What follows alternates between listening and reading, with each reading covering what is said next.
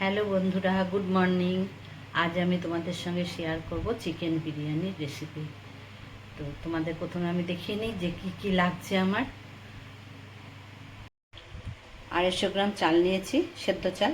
এটাকে ধুয়ে জল ঝরিয়ে নিয়েছি। আর চিকেন 400 গ্রাম, এটাও পরিষ্কার করে নিয়েছি, ধুয়ে পরিষ্কার করে নিয়েছি। আর 4টে পেঁয়াজ, আদা, রসুন।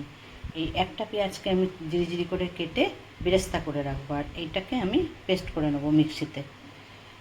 ঘি, দুধের মধ্যে কেশর ভিজিয়ে রেখেছি। দই, এখানে 3 চামচ 3 টেবিল স্পুন দই আছে। আর ফোড়নের জন্য দেখো সাজিরে আর সাগর মরিচ, সাজিরে না, প্লেন জিরে, সাগর মরিচ, ছোটো এলাচ, জায়ফল আর জয়িত্রী। জায়ফল দিইনি, জায়ফল বিরিয়ানি মশলার মধ্যেই আছে। আর দারচিনি, শুকনো লঙ্কা, তেজপাতা। এখানে বিরিয়ানি মশলা নিয়েছি, সাদা তেল, এই যে কেওড়া আতর আর ঘি। নুন তো লাগবেই, নুনটা আমার এখানে দেখানো হয়নি। ঠিক আছে, পুরো রেসিপিটা তোমরা দেখতে থাকো। চিকেনটার মধ্যে আমি পেঁয়াজ, আদা, রসুন পেস্টটা দিয়ে দিলাম, আর দিয়ে দিচ্ছি দই। এটাকে এখন আমি মেখে ম্যারিনেট করে রেখে দেবো বেশ কিছুক্ষণ, অন্তত 15 মিনিট আমি রেখে দেবো। ওটাকে ভালো করে মেখে নেবো।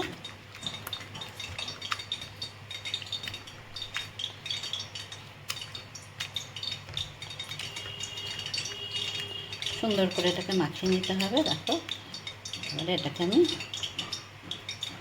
15 মিনিট মতন এটা আমি রেখে দেবো। বিরিয়ানি মশলাটা আমি 1 টেবিল স্পুন মতন এতে দিয়ে দিলাম। এটাও আমি মেখে নেব। আর দেখো, বেরেস্তার জন্য আমি পেঁয়াজ কুচিয়ে নিয়েছি, তোমাদের দেখিয়েছিলাম পেঁয়াজটা, ওটা আমি কুচিয়ে নিয়েছি। তেল গরম করছি, পেঁয়াজটাকে আমি ভেজে নেব। বিরিয়ানি মশলাটা দিয়ে আবার মাংসটাকে আমি ভালো করে মাখিয়ে নিচ্ছি। এবার এটাকে আমি 15 মিনিটের জন্য রেখে দেবো।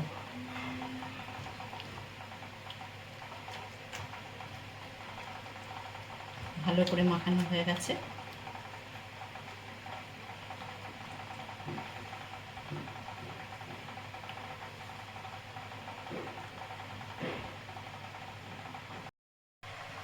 তারপর তেলটা আমার গরম হয়েছে, এবার আমি পেঁয়াজটাকে ভেজে তুলে নেব। একবারে পুরোটা ভাজছি না।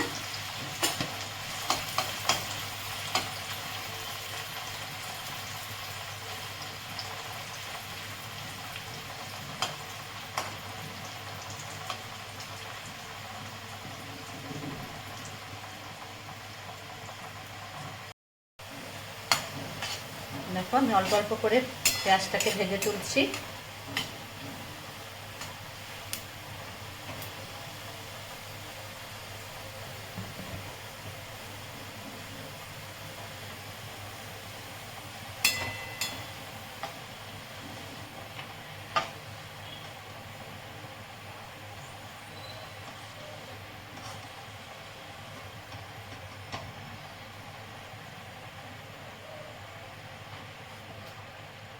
ভাজা হয়ে গেছে একবার।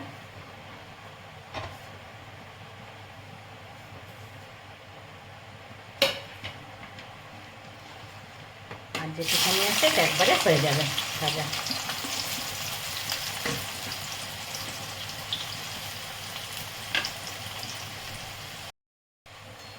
পেঁয়াজটা ভাজছি, এদিকে আমার চালের জলটা ফুটে গেছে। চালটা আমি দিয়ে দিচ্ছি। চালটা যখন 80% কুক হয়ে যাবে আমি নামিয়ে নেব।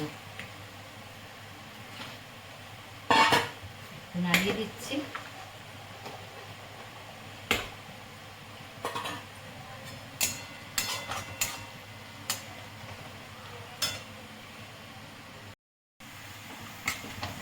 দ্বিতীয় এই বেরেস্তাটাও আমার হয়ে গেল, পেঁয়াজ ভাজা হয়ে গেছে, বেরেস্তা আমার রেডি। তুলে নিচ্ছি।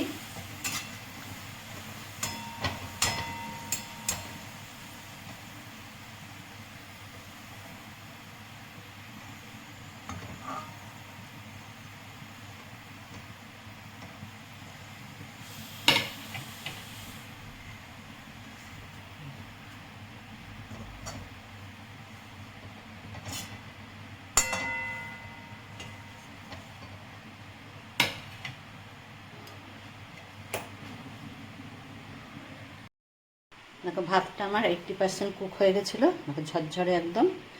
আমি দুটো থালাতে রেখে দিয়েছি, আর বেরেস্তাটাও আমার ভাজা হয়ে গেছে দেখছো। আচ্ছা, আমি তোমাদের একটা জিনিস দেখাতে ভুলে গেছি, যেটা হলো মিঠা আতর, এটা নিয়েছি। আর কেশরটাও দেখো আমি দুধে ভিজিয়ে রেখেছিলাম। আর নুনটাও তোমাদের দেখাতে আমি ভুলে গেছি।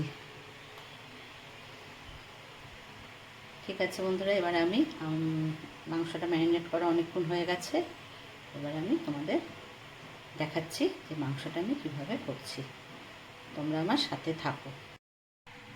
দেখো বেরেস্তার যে তেলটা বেঁচেছে সেটাতেই আমি করছি, আর আমি তেল দিচ্ছি না, এতে আমি সামান্য ঘি দিচ্ছি, 1/2 টেবিল স্পুন ঘি দিচ্ছি।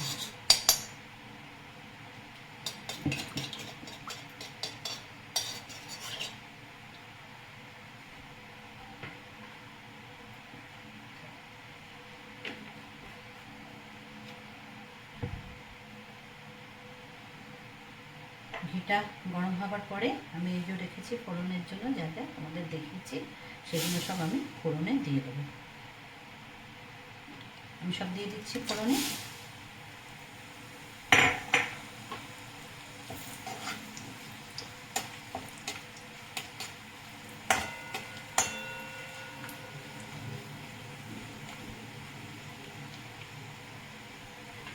ছোটো এলাচগুলো মাথাগুলো একটু ফাটিয়ে দিয়েছি।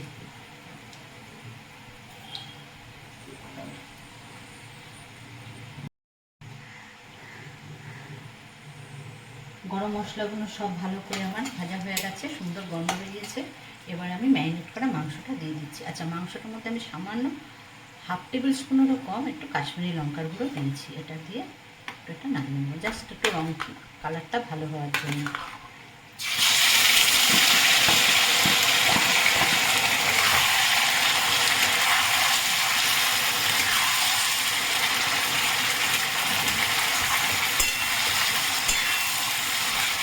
এটা আমি একটু নাড়িয়ে চাড়িয়ে তাকে ঢেকে দেবো।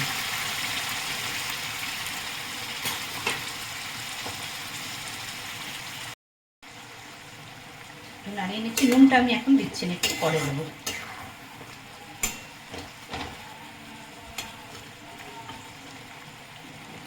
আমি এটাকে ঢাকা রাখছি, মিডিয়াম আছে, আমি ঢাকা রাখছি কিছুক্ষণ। এবারে আমি ঢাকনিটা খুলছি।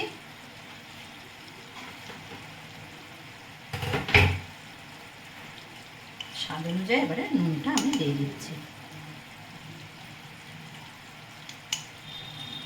চালটা যখন করেছি না, একটু জলে একটু নুন দিয়েছি, সেটা আমি তোমাদের বলতে ভুলে গেছি। একটু জলে নুন দিয়েছি, নুন আর একটু সাদা তেল দিয়ে দিয়েছিলাম, তাহলে চালটা ভাতটা 80% কুক হতে হয়, তো সুন্দর হয়, ঝরঝরে হয়।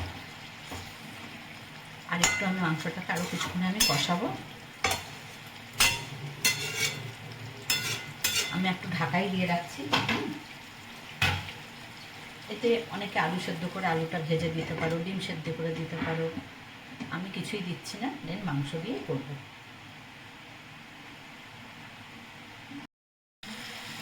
দেখো মাংসটা কষানো হয়ে গেছে, তেল ছেড়েছে, দেখতেই পাচ্ছ, দেখো তেল ছেড়ে দিয়েছে, বুঝেছো?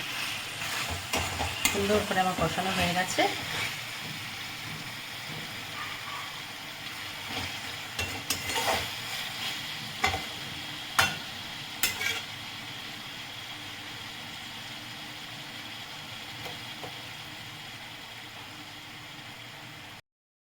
দেখো আমি ডেচকিটা নিয়েছি, ডেচকিটার মধ্যে প্রথমে একটু ঘি দিলাম চারিদিকে।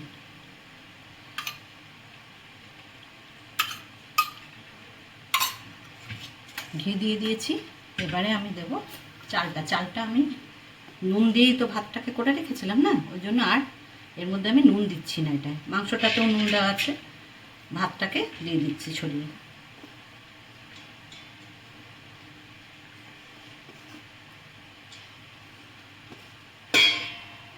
একটা প্লেটের ভাত আমি পুরো দিয়ে দিলাম।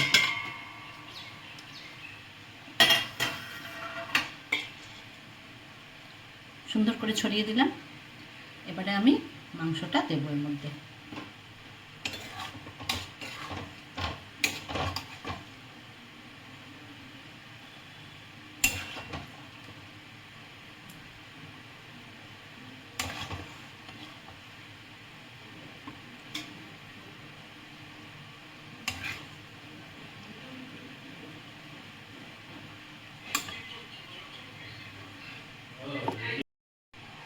এখন আমি একটু কেওড়ার জল অল্প একটু দেবো, বেশি দেবো না, বেশি গন্ধ ভাল লাগে না। এই যে সামান্য একটু আমি ছড়িয়ে দিলাম। আর এই যে মিষ্টি আতর একটুখানি,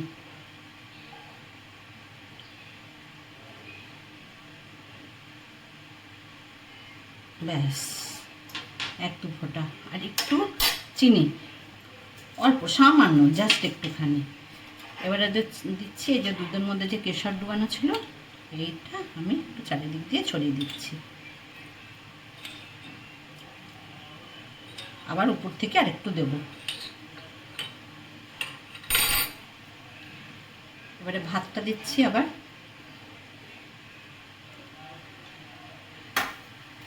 এবারে বাকি মাংসটাকে আমি আবার দিচ্ছি উপরে।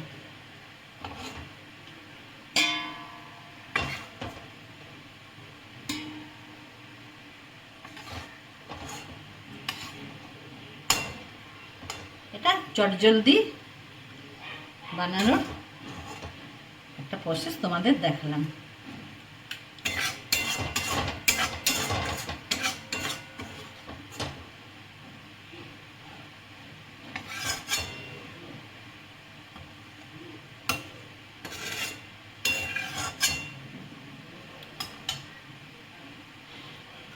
আবার একটু ঘি দিয়ে দিচ্ছি।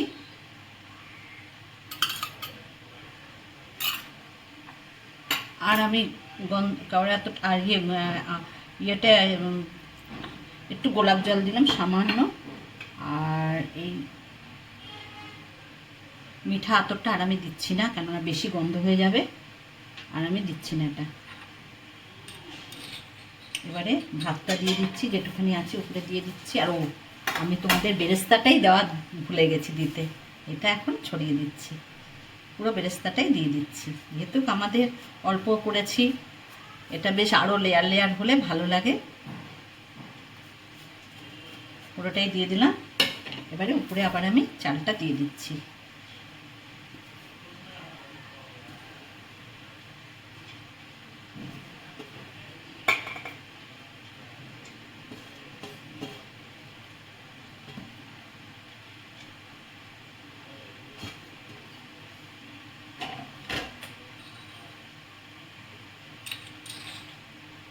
কেশর দুধটা যেটুখানি আছে আমি উপর থেকে ছড়িয়ে দিলাম, পুরোটা ছড়িয়ে দিলাম।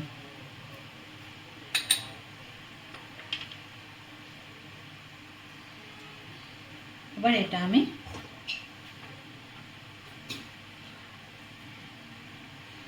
আটা দিয়ে পুরো মুখটা বন্ধ করে দেবো। দেখো আমি পুরো প্লেট দিয়ে এই যে নিচ থেকে আটাটা এরমভাবে দিয়ে এরমভাবে মুখটা পুরো বন্ধ করে দিলাম। দেখেছ?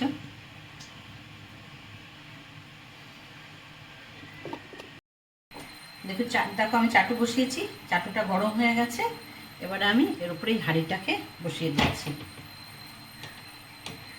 আটাটাকে না নিচ থেকে দিয়ে উপরে ভাবে চেপে দিতে হবে, তাহলে খুব ভালোভাবে দমটা হবে। বসিয়ে দিয়েছি। এর উপরে আমি একটা ভারী কিছু দিয়ে দেবে, আমি যেমনি নোড়াটাকে দিয়ে দিলাম। এখন এটা অন্তত আধা ঘন্টা দমে থাকবে। দেখো বিরিয়ানিটা আমার হয়ে গেছে, আমি তোমাদের পরিবেশন করে দেখাচ্ছি কেমন হয়েছে।